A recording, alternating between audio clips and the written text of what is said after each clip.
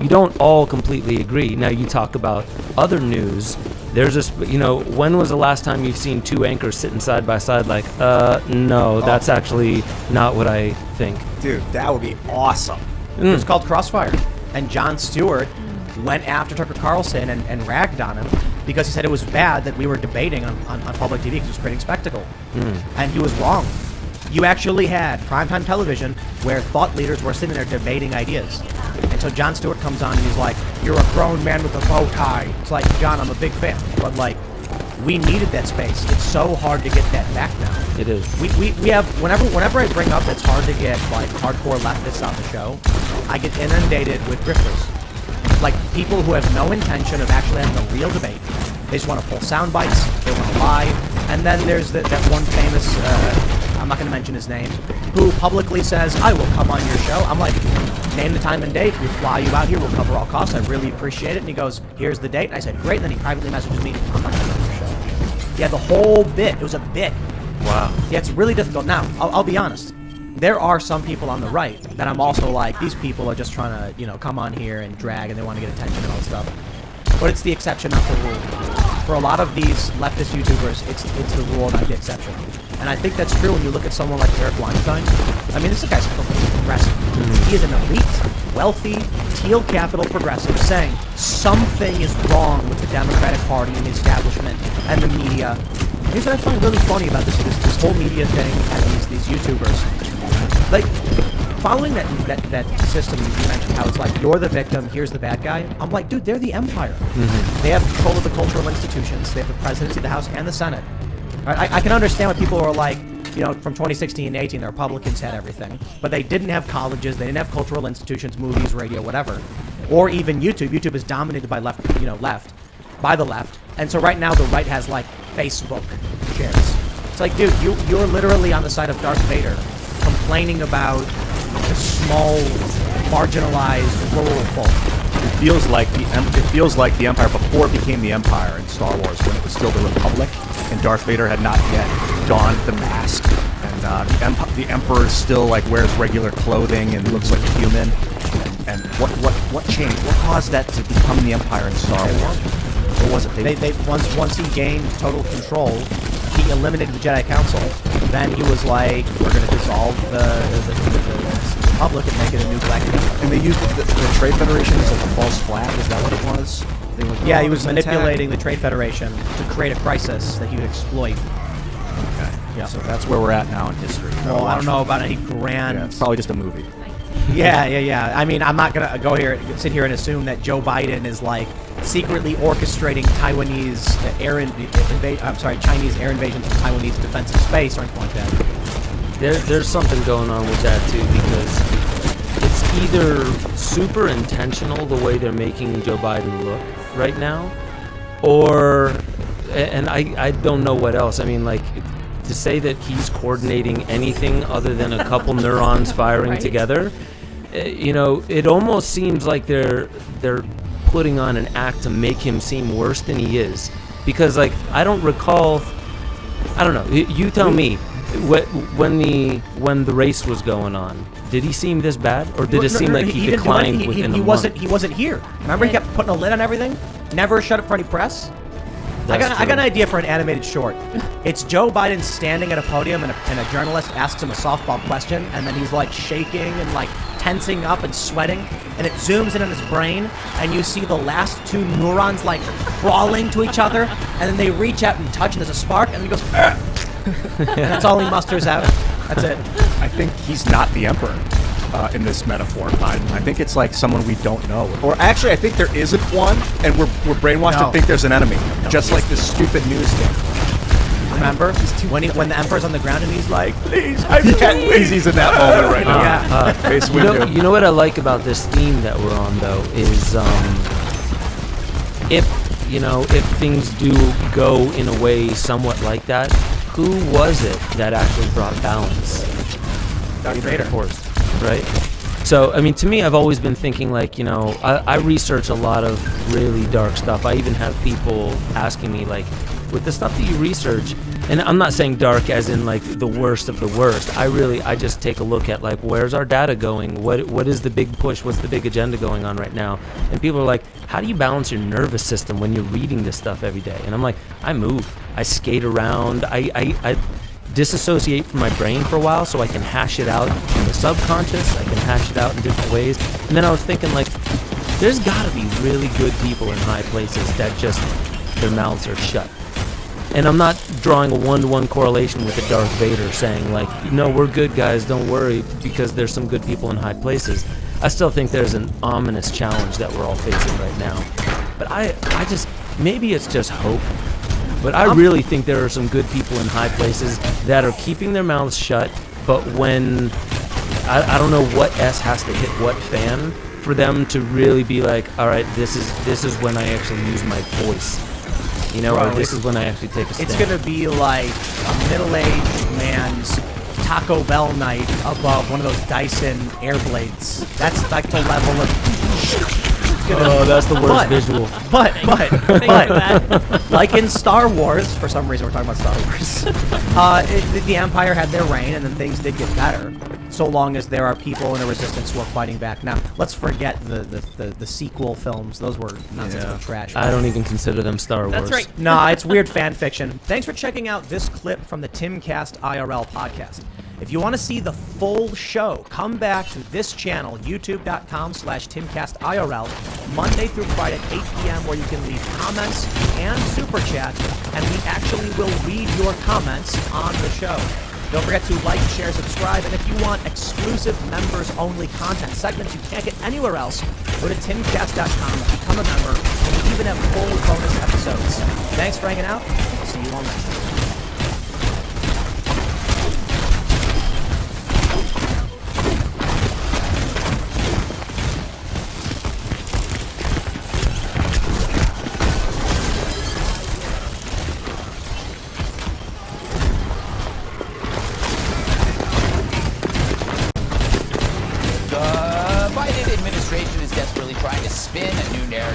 After the defund the police move blew up and the Democrats facing a big surprise there. The White House is actually trying to claim now it's the Republicans who support defunding the police.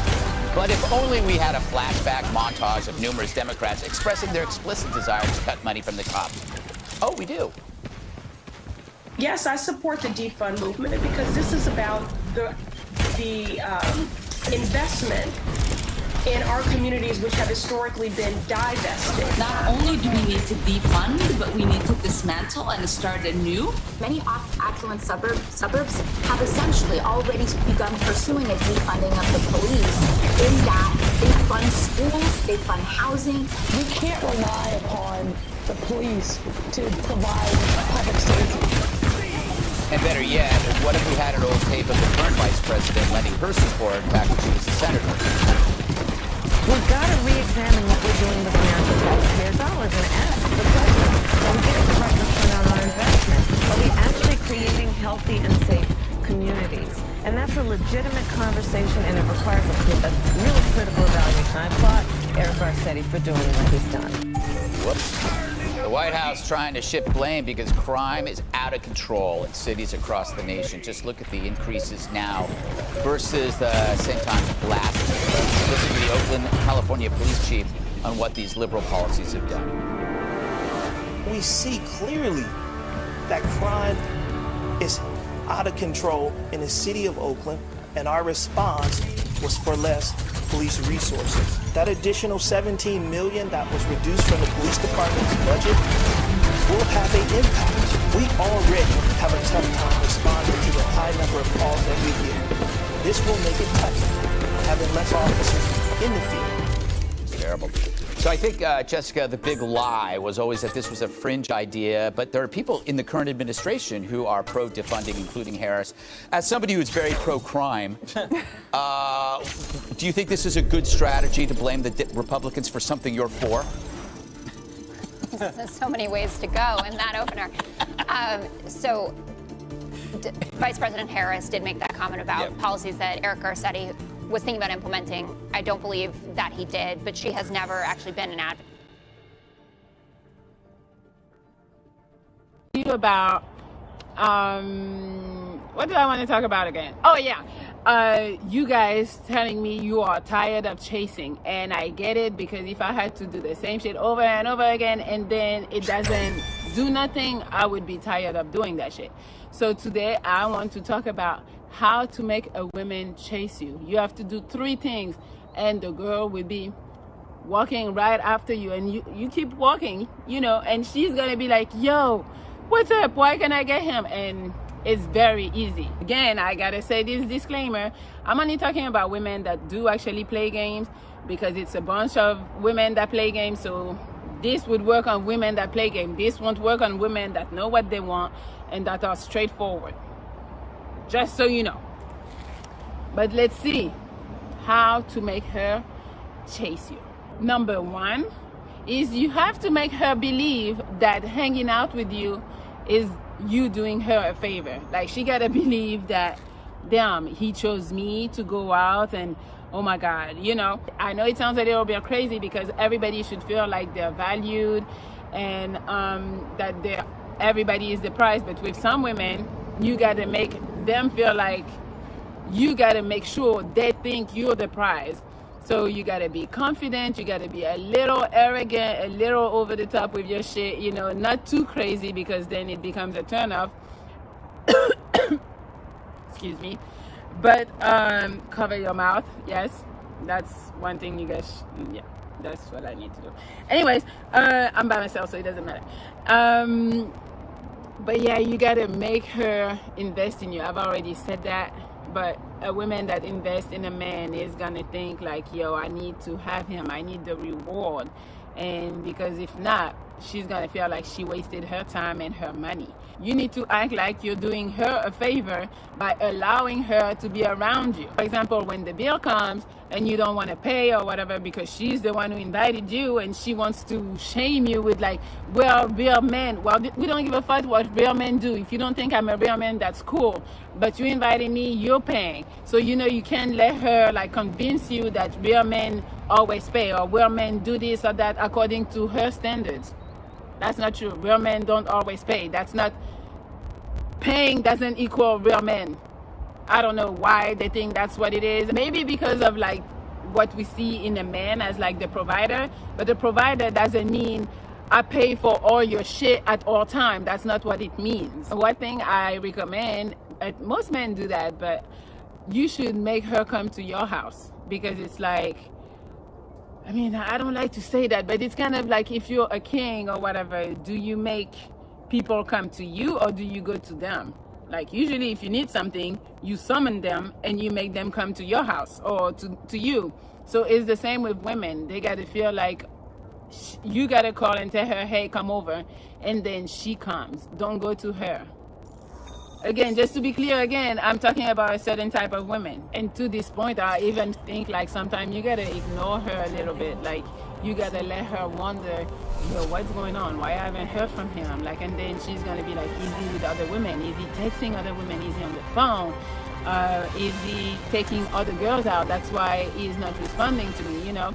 You gotta make sure that you put yourself on the pedestal and that she recognizes that you're on the pedestal, because then that's how these girls are working. They're gonna wanna come to you, run after you, because they're like, yo, I need to have him since he's so high value and in so high demands. When I get him, I kind of become high demands too, which is wrong, but which is what she thinks. But yeah, just make sure she thinks you're the prize. Number 2 is make her afraid of losing you. Like, if a woman thinks like she can do whatever and still have you around, that's where you fucked up, because you should never let her believe that. You know, you should always tell her, yo, you gotta clean up your act, because if you don't, like, you gotta go. Like, I don't want you to say I don't need you, but make her feel like, yo, if we're not together, it's not gonna be the end of the world for me. I can keep it moving and find somebody that's gonna respect me, that's gonna deserve my attention, that's that I will want to do shit for, you know? Because I'm telling you, when I'm talking about myself too, I know I'm not I'm still woman, you know, But it's like when I feel like I can walk all over a guy, that's unattractive. When I feel like I can do what the fuck I want and the dude is still gonna be there, I'm like, what? Why? Because it makes me start thinking about, do you value yourself? Why do you allow me to treat you poorly? To me, that's crazy. Like, to me, it's like, if I'm fucking up, you need to check me. You need to let me know, because the more you're gonna let that shit slide, the more I'm gonna think it's okay, and the more I'm gonna disrespect you on a regular basis. So you don't want nobody to disrespect you on a regular basis. So when something happens, you gotta check her. Check her at all times. Like, I don't care, small, big. If that's your girl, you gotta check her. Now, I'm not saying you gotta check her in a mean way, but you gotta let her know that what she did is some bullshit and you don't appreciate it. Also, if a girl threatens you about like, oh, I'm gonna leave you and this, tell her, please get the fuck out, leave. But tell her, you know, if you leave, never come back, because I don't take my exes back. Do not ever come back, you know, and that's gonna make her think like, yo, is he for real? Like, so he doesn't really care if I'm not around. And then she's gonna start thinking hard and clearer. Can you say clearer? I don't know. But you understand what I'm saying? She's gonna start being like, okay, I can't keep on acting like this, because it seems like if I leave or if he kicks me out, there is no chances for us to get back together. So yeah, so you gotta make sure that she knows that if she keeps on fucking up, like, you're gonna be out. Do not be scared of losing a woman, and you gotta make sure that she is scared of losing you, because you're a good dude, you got your shit together, and you're not gonna take too much trouble. And number 3 is, I know it sounds crazy again, but women are wired differently. It's like, make sure you talk about other women. And I'm not saying talk about other women, oh, I fuck this and that, not like this. Make sure, like, when you see a pretty girl on the street, when you're with your girl, make sure you're like, oh damn, she has some nice legs, or oh my god, she's so pretty. Like, say something to that effect. Doesn't mean you want to get at her, but at least the girl that you're with is gonna know that, yo, he still sees other women. He's not just on me, and that she doesn't feel like she controls you. Because it's like, a lot of men, when they get with a woman, they start like just being all over her, like smothering? That's not the word. I don't know, we're gonna use another word. But like, you know, just be all over her, and that's not good. Just compliment other women in front of her without being disrespectful. Like, just, oh, she has a nice shape, or she has a nice smile, you know? Or say something like, why is this girl staring at me right there? You know, like, just some little shit, like, where it's not like you don't show that you're interested in other women, but you're still showing that you are desired by other women because they're looking at you, or that you are still looking at other women. You can still see other women and appreciate their beauty. So your girl is going to be like, no, I need to be good, because he still has options. There's still women who want him, and he still want other women, so I gotta be good. Like, she's gonna feel like, oh, I'm not the only one. Yeah, you're not the only woman on earth, so you need to act properly. So he's gonna stay with you, you know? And then on the plus side of that is that the woman is gonna feel like really good about being with you, because women love competition. As much as they want to say that they don't, they love competition. They love to feel like they got the prize, and like, everybody wants my man. So just the fact that women are still looking at you, and you're still looking at other women, meaning you have choices and options, she's gonna feel good by being with you, because she'll be like, oh my god, he has all these options, but he's still with me. So then she's gonna feel like, oh my god, I'm so honored, I'm with him. And she's gonna be even more loyal, even nicer, even like more cooperative. You know what I'm saying? Language is therapy. I'm sorry, but hey, it is what it is. It's hot, so I guess the brain is not working properly. But yes, do that. And with that, you know, she's just gonna think like, she gotta keep working, she gotta keep on bettering herself, because she's gonna think there's other women knocking at your door. And she's like, if I keep myself up, like physically, mentally, and I'm a nice woman and good woman to him, he's gonna stay with me, he's always gonna pick me.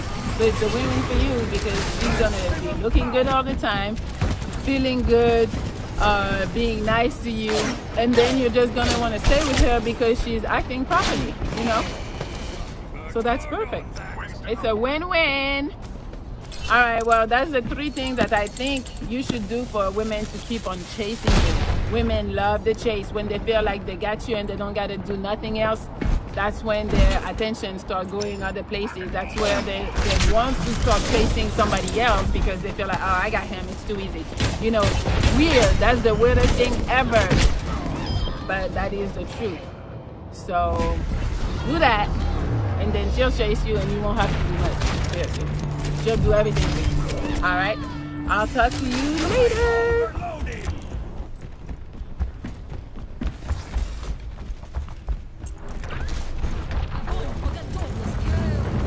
Adoring that like hot girl summer-ish phase. Yada yada yada yada yada. I am like really. Why you always lying? And then just another one that was like a fun time. That was when I met them both at like the bars, right? Well, not met, but like well, the one I met. But it was a fun time. I mean, like I remember I would go home with them and like him and like the island of the Chinese kitchen. I had never like a frat house. Yeah, I had never, and like when I tell you the friends were sleeping in the living room right next to the kitchen, like there was no door. They're sleeping on like the floor and on the couch and that in the living room. Yeah. And this guy pulling my pants down, like boning me against the kitchen island, and I'm like, this is fun. Yeah. Like, and I will say, like, even though I wasn't, like, I never really get anything out of it, it's not rewarding. Those types of fun things. While yes, it's not like always yeah, back then, I was like 21 years old. Right. Yeah, but I can say, like, I island, floor. Like, I don't think I'll ever do that again. Right. I feel like that's kind of like what hot girl summer is making. My brothers, I welcome you to the cheek slang gospels, where we crucify and smack the simp out of every single man. Where our woman comes and gets blessed by the cheek slang fathers, where he pushes the Jezebel spirits out of our woman, and where we shall push the toxic culture of feminism out of our women's minds. Almighty push! Today we shall make women friendly, feminine, and great again. Not these washed up cream gobblers. Oh my God! The fuck is that? My brothers, it's time for you to rise up out of your seats. Perfect. Because today it's time to get funky. It's time to get spunky. It's time to get groovy.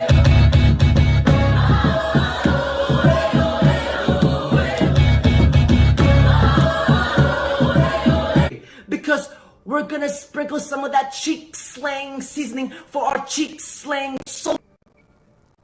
soldiers.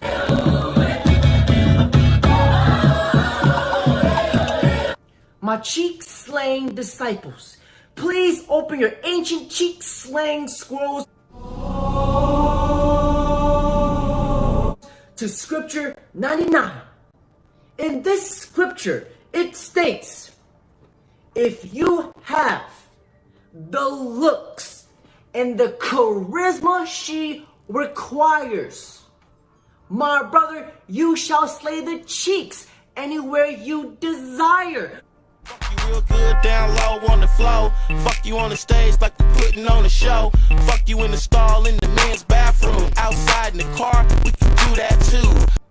You like that? You like that? Younger in high school, I would go to the gym strictly because I liked this older guy that would also go to the gym.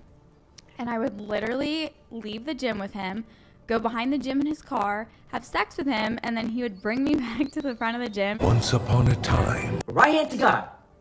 I remember when I was talking to this girl. I was driving. Oh my God.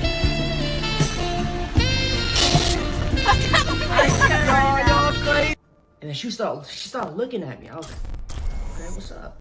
And she started touching my Johnson. And the next thing you know, she started sucking my Cobra while I was driving. I was like, holy shit, fuck it. She was sucking it like Triple H. And almost lost track of the car. I almost drove off a damn cliff.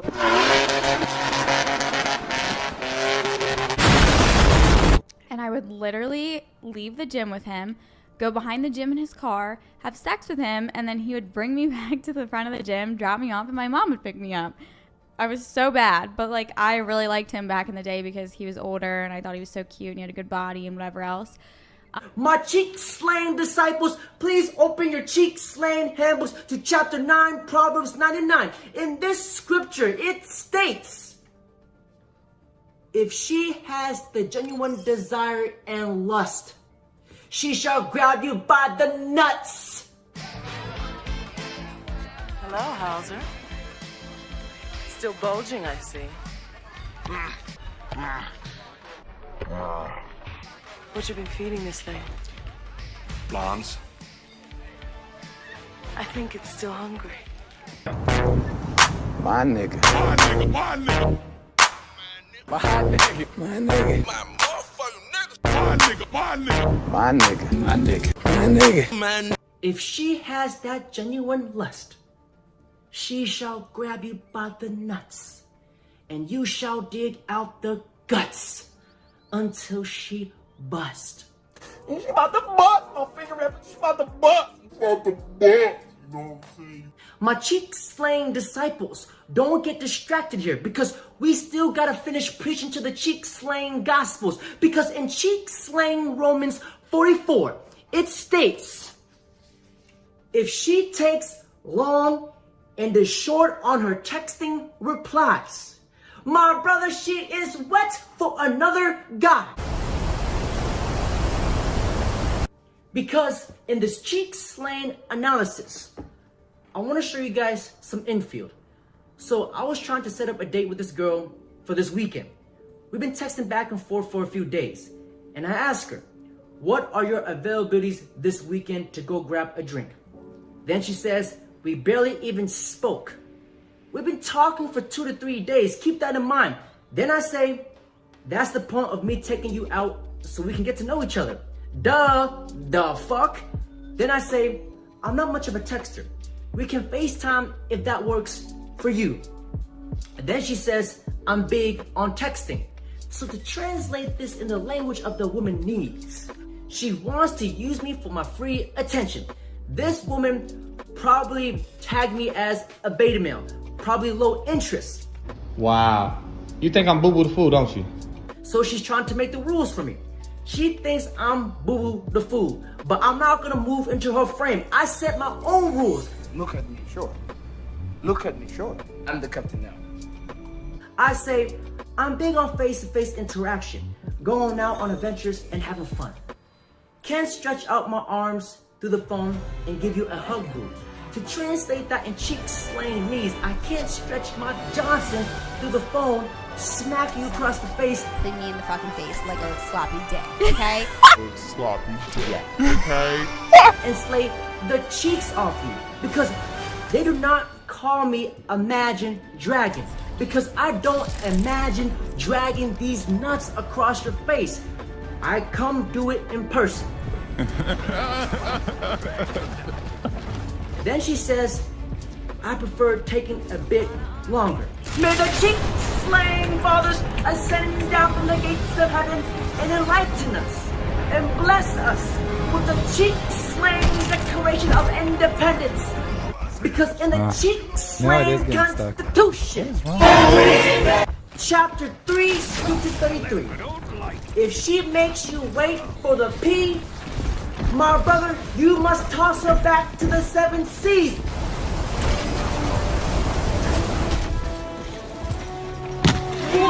Because in the sacred cheek-slaying scrolls from the Ming Dynasty, Chapter 3, titled Astronomy, Section Hoology, it states, if she does not give you the energy or the love that you desire, other beautiful women you shall go acquire. Abundance mindset.